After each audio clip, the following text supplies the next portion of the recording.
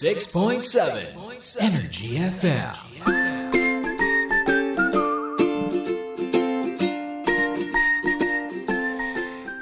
Same, pero we are number 1, 6.7 Energy FM. Panggawag mo sabihin radyo, sabihin mo.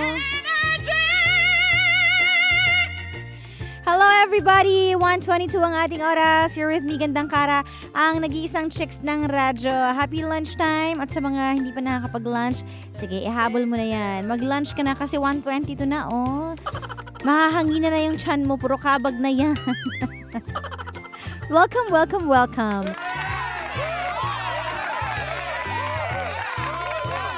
Anyways, happy Wednesday. Tama naman siguro, no? Wednesday tayo today. Oo, di ba? Ang bilis. Parang kailan lang, no? Lunes na lunes, ngayon Wednesday na. So sa lahat ng mga kakatapos lang kumain at nagkakape out there, sa lahat ng mga tea lovers out there, alam nyo ba na meron tayong MX3 Coffee Mix? Ito po ay may high source of vitamin C at calcium at with antioxidant benefits din and cholesterol free. Ito rin po ay low acid coffee na may low calorie sweetener na sucralose at hindi nakakapagpataas ng blood sugar levels and blood pressure. Para makasiguradong tunay, natural at original na MX3 ang mabibili, syempre dapat sa mga leading drugstores nationwide kayo bibili. For inquiries, visit their website mx3ph.com or call the hotline 0918-8888-693. At syempre, as promised earlier, sabi ko naman sa inyo, di ba mamimigay tayo ng 500 pesos SSS. So, eto na ang pinakahihintay natin from Bingo Plus. Bingo sa saya plus sa panalo. So, anyway guys, alam ko hinihintay mo to kasi sino ba naman sa atin ang ayaw magkaroon ng kaperahan sa mga pagkakataong to.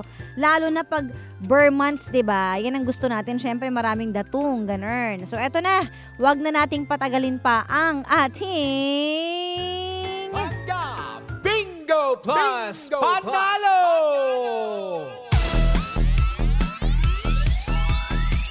So, it's a sign para magpaikot na po tayo ng ruleta at malaman ang ating lucky cards for the day.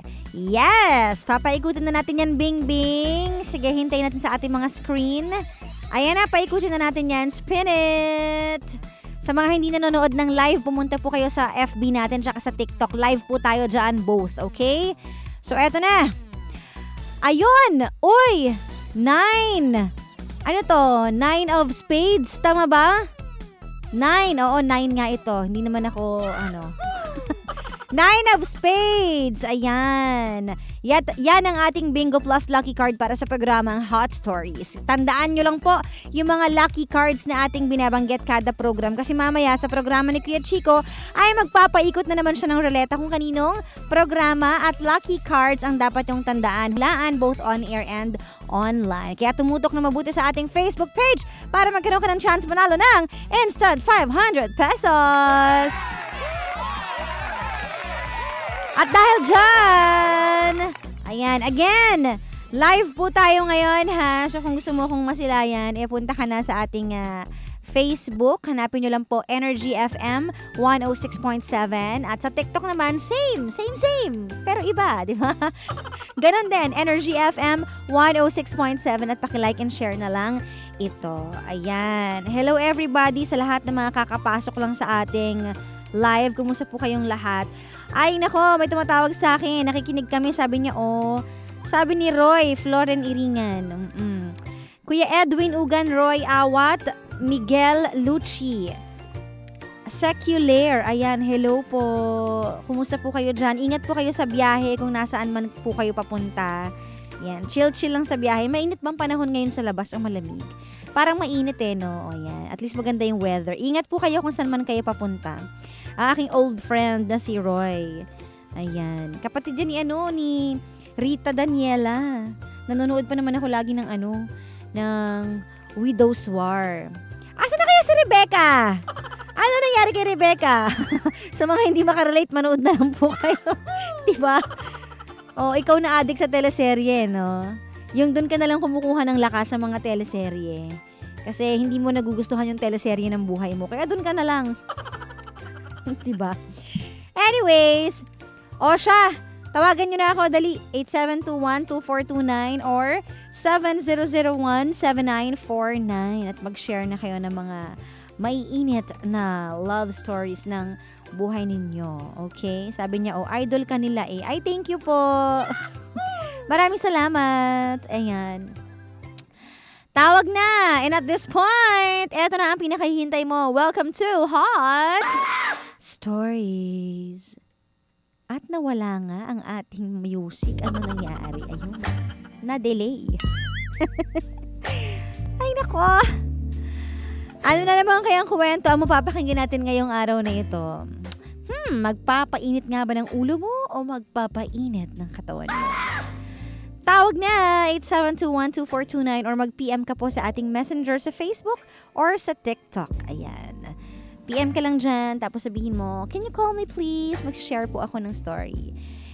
Pero I think we have a caller na yata right now, no? Meron na ba? O kinakausap pa ang ating caller? Sana ready na siya. Kasi ready na ako. Ikaw, ready ka na ba para sa mga Christmas party? Madami yan, no? Nagusulputan na. At nakabili ka na rin ba ng regalo? Ano ba, baka wala pa. Anyways, andyan na si caller natin. Hello? Hello, DJ Cara. Hi, what's your name? My name is Jack po, 31 years old. Ano? Jack po. Jack! Bakit Opo. ka tumawag, Jack? Jack, Gusto sige. lang po sana akong i-share sa inyo, DJ Cara. Mangingi po sana ng advice. Ilan taon na muna si Jack? 31 years old po. Anong work ni Jack? Sales agent po sa isang car company. Okay. Sige, ano bang maipaglilingkod ko sa'yo, Jack? DJ Cara, meron po kasi akong girlfriend for 8 years. And gusto ko na po sanang mag-settle dahil syempre sa edad ko, parang ideal na talaga na magbuo ng family. Mm-hmm. And yung girlfriend ko kasi 27 years old na rin. Si Trisha po yung name. And nag-schedule ako ng vacation namin sa Batanes. So, siya Batanes. kasama po Mahal dun ah. Kasi, Di ba? ano po? Mahal dun. Sige. Kasi matagal ko po talaga siyang pinag-ipunan. Oh. May plano po sana kasi ako na gagawin po namin doon sa Batanes. Ano yung plano mo? Kaya mo binook yan?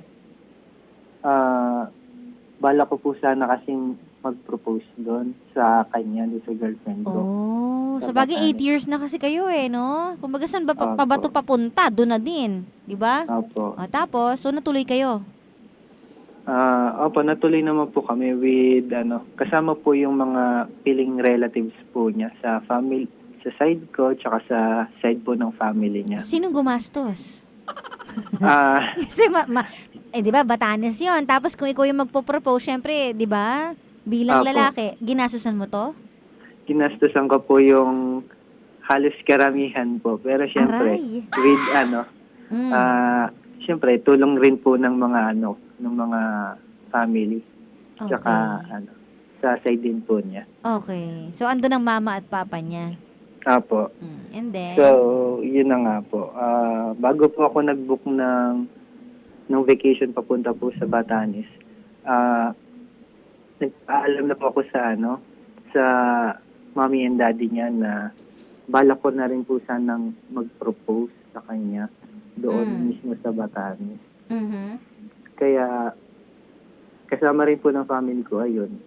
Tapos nung nandoon na po kami, DJ Cara, nung nandoon na kami sa events place na paggaganapan ng proposal, siyempre naka-ready na po, alam na po ng mga kasama po namin kung ano po yung mangyayari. Nung time na itinatanong ko na po sa kanya ng na Will You Marry Me? Mm.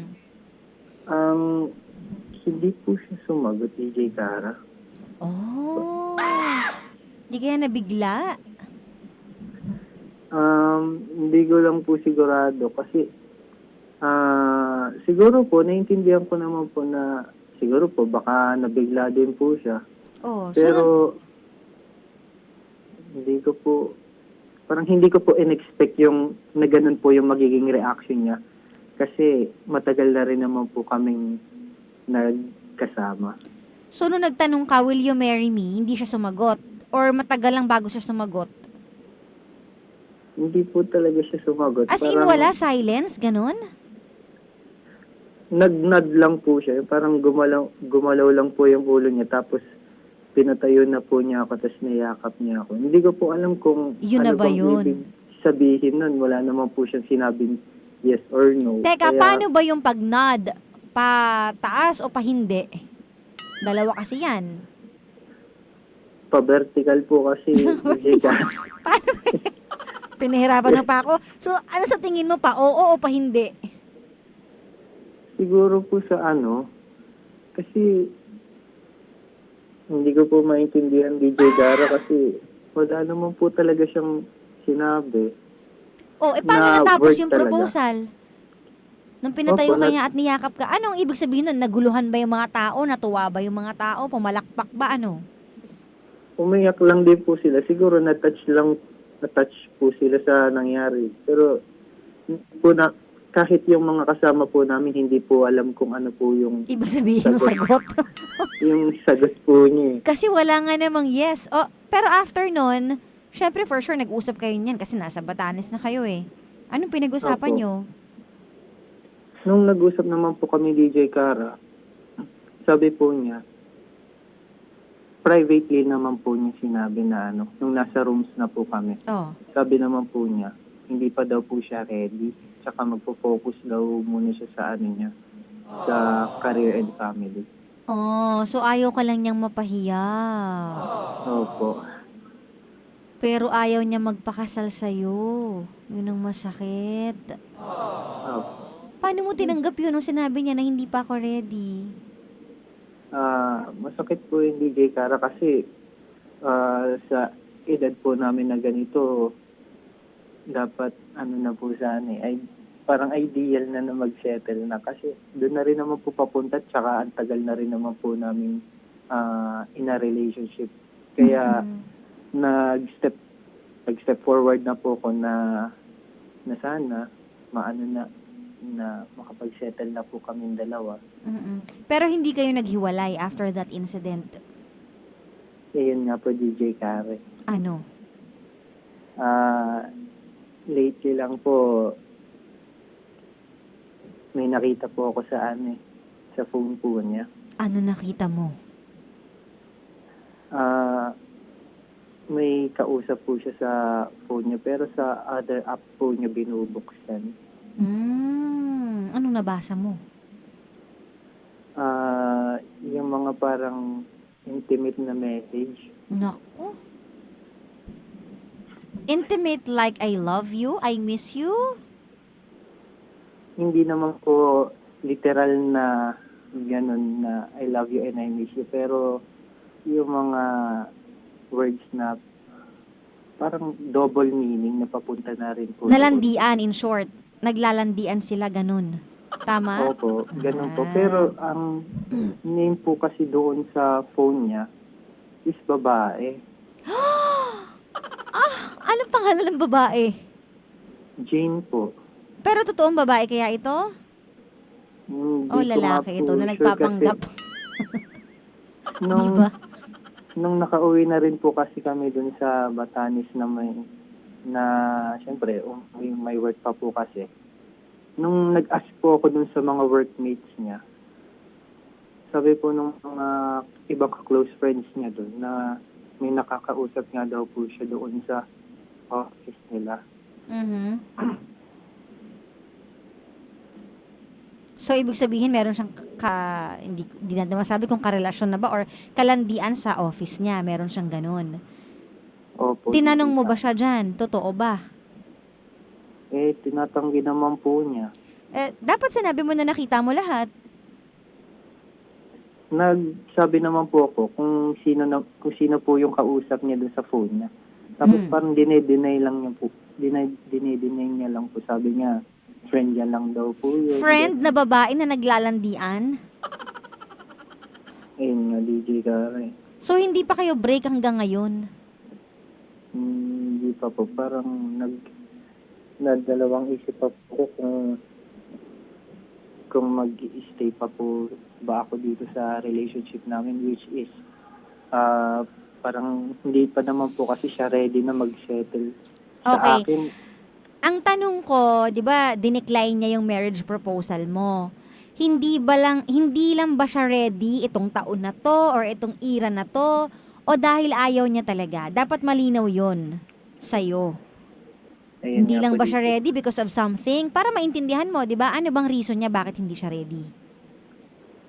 Ayun nga po, ang reason niya lang daw po, yung focus daw muna siya sa career niya and sa family. Pero balang araw, willing ba siyang pakasalan ka? Kasi dapat marinig mo 'yun para alam mo yung gagawin mo, 'di ba? Yun nga po sana, DJ Kara, yung itatanong ko po sa inyo. Kasi yung situation ko po kasi ngayon parang unclear yung niya yung vision niya para sa future naming dalawa. Mm. Kaya hindi ko po alam, DJ Kara, kung mag-i-stay pa ba ako dito sa relationship namin kasi parang wala naman po siyang balak na mag-settle kaming dalawa. Sakit naman nun. Alam mo, baliktad no? Kasi kadalasan ang mga babae, lalo na kapag nasa matagal ng relasyon, naghihintay na yan ng kumbaga, ng final decision na saan ba tayo papunta, ikaw na yung makakatuluyan ko, naghihintay lang yan na sila yung maproposan. Pero sa kwento mo, baliktad. 'Di ba? Ikaw talaga yung willing na pakasalan siya, pero siya yung ayaw. At maiintindihan mo naman sana yon kung may mabigat na reason siya.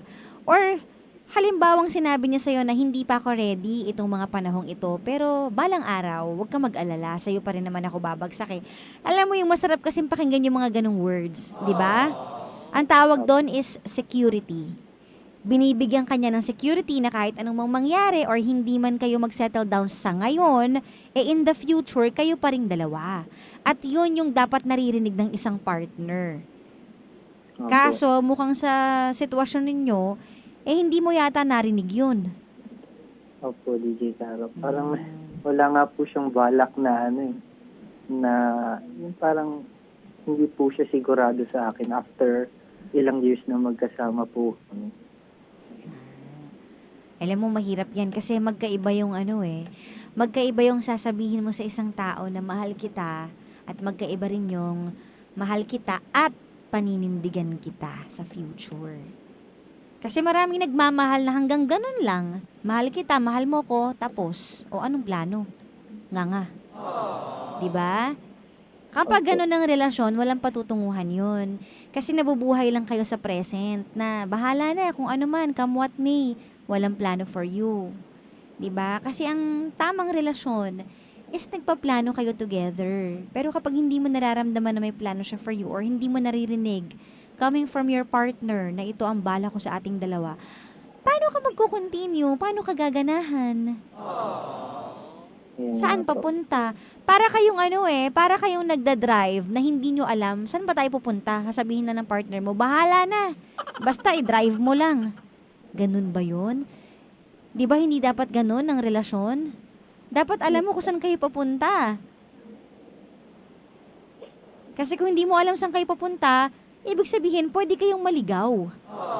Dahil bahala na ikanan mo, iliko mo, iatras mo, U-turn mo. Anong patutunguhan nun? Di ba? Wala. Kasi wala kayong goal. So, Jack, alam mo, mukhang kahit 8 years na kayo, mukhang hindi ito ang babaeng para sa'yo. I-plus pa natin yung fact na nakikipag-usap siya sa iba. Babae man yun o lalaki man, the fact na may nakita kang landian, hindi tama yun. Yes po. Nakita mo na yun, ang dalawang mata mo na So, ikaw na yung magde-decide niyan. 'Di ba? Opo.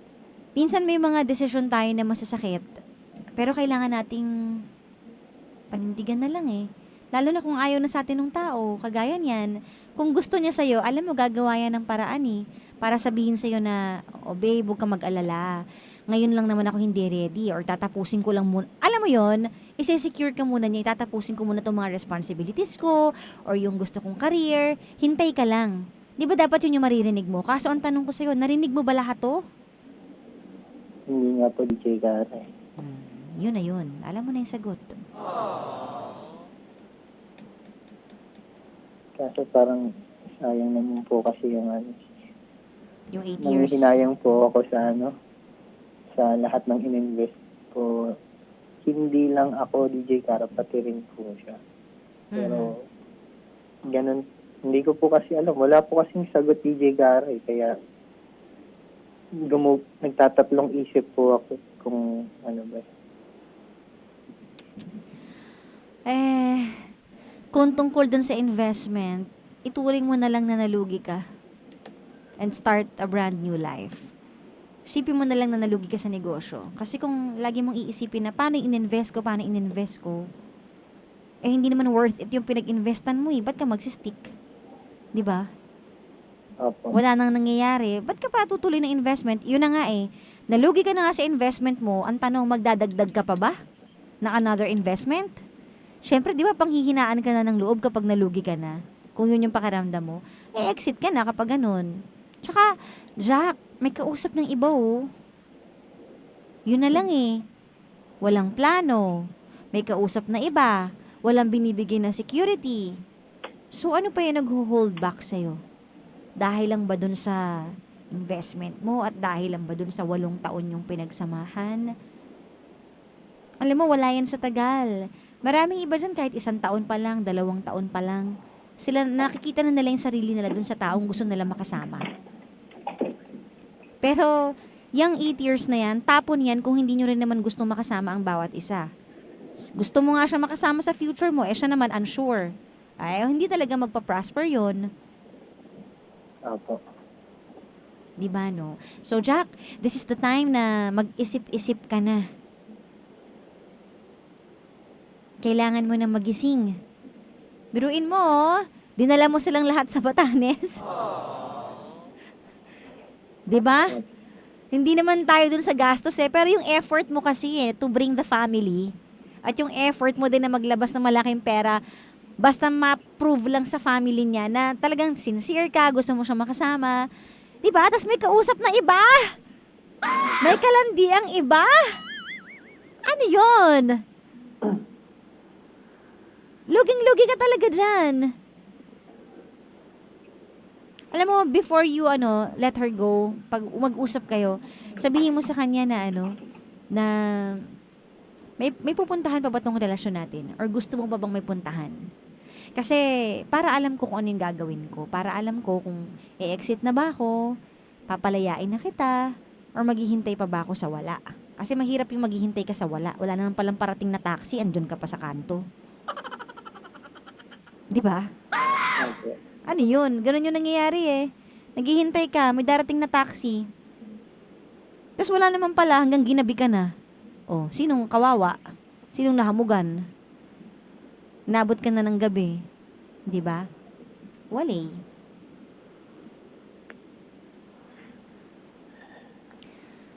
Ay, nako, Jack. Mahirap talaga yan kasi binuhos mo lahat for 8 years eh. Tsaka wala kang ibang nakitang babae eh. Nakakonsentrate ka sa kanya eh. Kaso, minsan talaga may mga bagay na not meant to be or not meant to happen.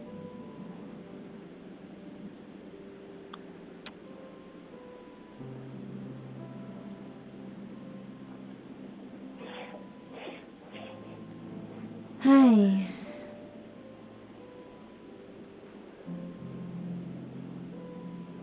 I hope makapag-usap kayo, Jack. Opo. And I hope na ma-realize mo din na hindi ito ang babaeng para sa'yo. Sige po. I wish you all the best, Jack. Salamat po, DJ Kara. Goodbye.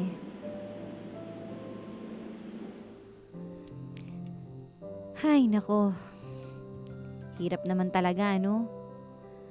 Yung mag-i-invest ka. Di ba masakit kapag halimbawa nag-invest ka sa negosyo tapos nalugi ka lang? Sakit nun, di ba? Kasi para kang, binigay mo yung lahat ng effort mo, sacrifices mo, pero nalugi ka lang. Ganon din sa pag-ibig.